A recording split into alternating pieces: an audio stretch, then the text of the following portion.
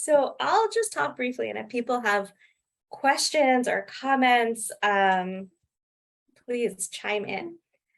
So it was interesting because I actually totally forgot what I wrote about Parshat Mishpatim, because it feels like it was decades ago. Not only because of like all the life changes, but January was a really long time ago, just in general. So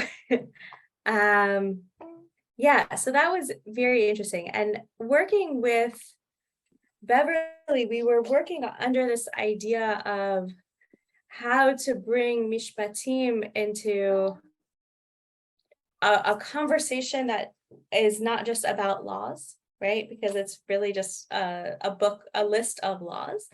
But what is it trying to teach us? You can see there Beverley's amazing artwork. It's print with gold as she does printmaking, which is gorgeously done. She can speak about it more beautifully. She does have a website. If you Google her, you'll be able to find her work and about her process. But I was thinking about how we're meant to be creating and keeping a just and civil society, that there's so much within the Parsha which talks about how actually we're supposed to be not helping, that we are helping those who are, are our enemy. We're commanded to make sure that our enemy's donkey gets returned, and we're commanded that in addition to our friends, donkey. And what does that mean for our relationships to those who we see as our enemy, and how can we be reaching out to actually go about what we're doing? And if I remember correctly, there was a Rabbi Sachs quote. I'm going to pull it up. Yeah. Here. So Rabbi Sachs says, in effect, your enemy is also a human being. Hostility may divide you, but there is something deeper that connects you. The covenant of human solidarity, distress, difficulties, these things transcend the language of difference. A decent society will be one in which enemies do not allow their rancor or animosity to prevent them from coming to one another's assistance when they need help. And I think that's really, what we can be learning from such a parsha, and thinking about what does it teach us in the everyday. And actually, all the more so, another quote from Dina Weiss, who's also an amazing educator. The purpose of the Torah is to make you more vigilant about your actions, more concerned about preventing the harm that you do to others than extracting revenge from those who do harm to you. Parshat Mishpatim is not a collection of cases about oxen, thieves, and dangerous pits. It's about you. It's a reflection of your own ability to cause harm and a collection of the myriad of ways in which you do so.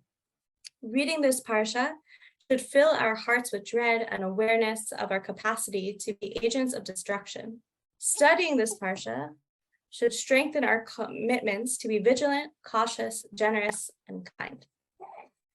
And so thinking back to Mishpatim, I really do hope that myself, all of us, it's nice to remember these reflections of how to rehumanize the people we're interacting with, even those we might see as our enemy. And also remember how much we are not only able to, create, but also hurt, and then also fix those hurts. Does anyone have any other comments or questions or? That's a really beautiful reflection. And there's a text of the piece description that Beverley wrote, that I'm happy to read, just to give her voice, put it in the mix. Please. And also based off of what you said, just how do we look at the enemy? This is a synagogue that she drew that was based off of a synagogue that was destroyed in the Holocaust, I believe. So just an interesting thing to think about, how we think of ourselves at different points in history, too, based off of what you just said. So this is very poetic, and this are her words. Framed within the rounded tablets of the darkened, weathered stones, light surges through the cracked windows, capturing the spirit of the synagogue through its Jewish laws. The murmuring of communal prayer combines belief and commitment within this holy space and beyond. In Mishpatim, God speaks about ethics, humanity, and obligations of man towards his fellow men, servants, workers, and animals that serve him. In discussion with Rabbi Eryn London, we stretched to move to more modern concepts, applying empathy to others less fortunate than ourselves, to demonstrating generosity, kindness, and charity to those around us. Mishpatim this year falls on International Holocaust Week, an evil chapter in Jewish history where society ignored justice and humanity. It was for this reason I chose a neglected and dilapidated synagogue linked with the Holocaust. Within these crumbling ruins, the spirit of Judaism survived, overcoming evil intent. This etching started with a flawless, shiny metal plate of perfection and optimism. The surface, with time, becomes scratched, and the lines are corroded by acids. Out of this destruction, a new, stronger image is formed. Encasing this moment of devoted prayer are symbols of the ancient reminders of humility. In Mishpatim, a foundation of laws to protect the vulnerable breaks the chains of hardship and the importance for justice to overcome corruption and prejudices.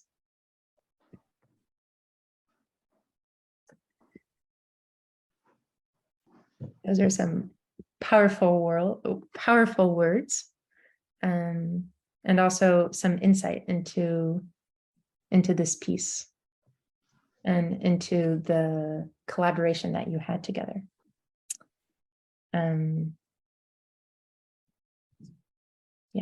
Yeah, very much so. It is a beautiful work, and if you've seen other work of Beverley Jane, this is she had a whole exhibit of work that was specifically in dilapidated, ruined, destroyed, recreated synagogues in Eastern Europe. It's a and it was Holocaust Remembrance Day last 2022. That's not this year. So if anyone's looking in their calendar, it might still be Pekude this year, but it's not. I can't promise anything. Does anyone have any questions or comments or thoughts that they want to share about anything you heard or thought about? Or if you heard us speak way back when in January that you are still mulling over?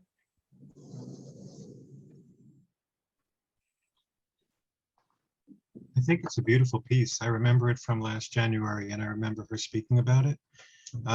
The part that I have the hardest time with, and this is just my own problem, is the fact that the windows were broken, and it seemed that the synagogues were almost bare, and it seemed that she had gone to places that were completely destroyed, not completely destroyed, but almost completely destroyed. But the show she had, I believe, was in Israel. Is that right? She had one in Israel, and I think there was a show in another country, but I don't remember, and I'm not gonna speak for her. And the part that I was taken when she showed it was the windows being like the tablets, being like the Luchot, and the scales on either side sort of echo the windows turned upside down. There's something about it. I mean, I myself have issues with forgiving and forgetting and how to bring that into our lives and the history, but there's something that she was able to put together in this. I don't know that there was any answer to this, but I think there was something where she was able to put the scales of justice, the equal scales, and them into the windows. So I thought that was really beautiful. I think she did a beautiful job with this piece. I was really impressed when she spoke, right? I mean, yeah, when you both spoke, actually. Yeah. Yeah. So that's what I got from it. It's nice. I forgot her name. You know, it's nice that I came to this room and you guys are in this. So it's great. Thank you. Yeah, no, please Google her art, Beverley Jane Stewart. You can find her artwork. It's very beautiful and very moving. So Right. so I'll put a plug for her work, and it was a pleasure to be able to work with her on this. And the people on the bottom, these are people who were enslaved. Is that, did you? I think, yeah, well, I think it's the slave. So the beginning of Mishpatim is talking about slaves. Right. And how should we be treating slaves in Jewish law? So if I remember correctly, that's what they are. Again, this has a flip about it, which is we're talking about the slaves that are the other, but in this situation, we're the slaves. Yeah. Kind of, you get that kind of. It's an interesting thing she did with water of this synagogue that's been beaten up pretty bad. Yeah, I kind of like that. I like it a lot. Anyone else? We got, I think, 3 minutes, if I'm counting correctly.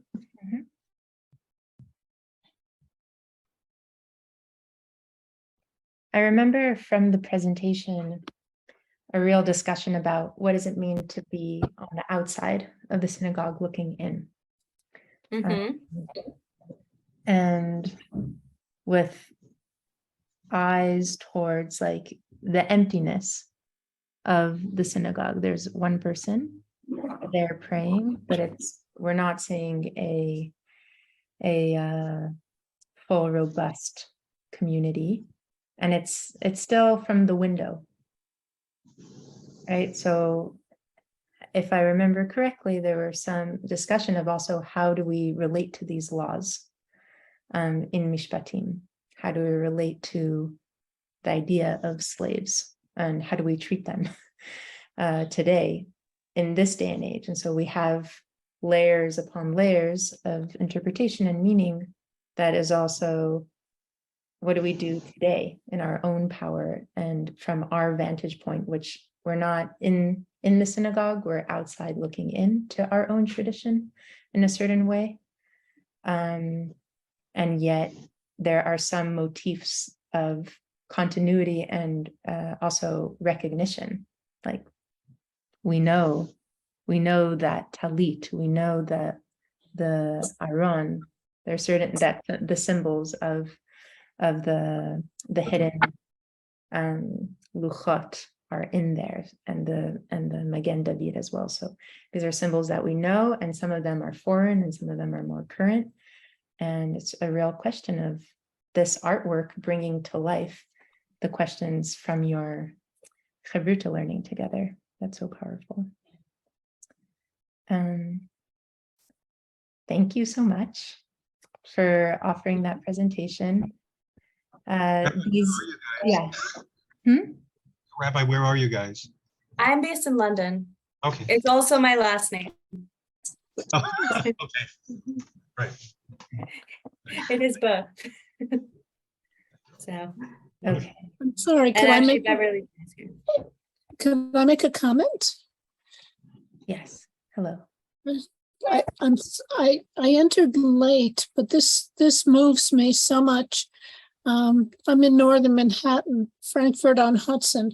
A lot of German Jews had to leave Germany and settle in my neighborhood. And we have pictures of the synagogues that were burned during Crystal Night, and many people have memories of that as well. Fewer and fewer as time goes on. But I've come to the conclusion that we are people of Exodus, that where we live gets corrupt and rusts and begins to pick on us. And to our advantage, when we go on Exodus, we can begin again. We begin fresh with the Torah, with what it means to be Jewish and what it means to be a mensch doing tikkun olam.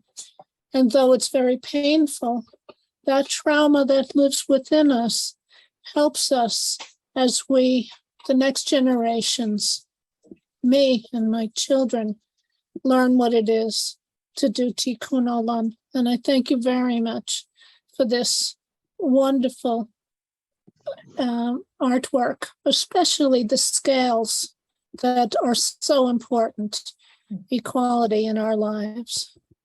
Thank you. Thank you. Thank you. Thank you.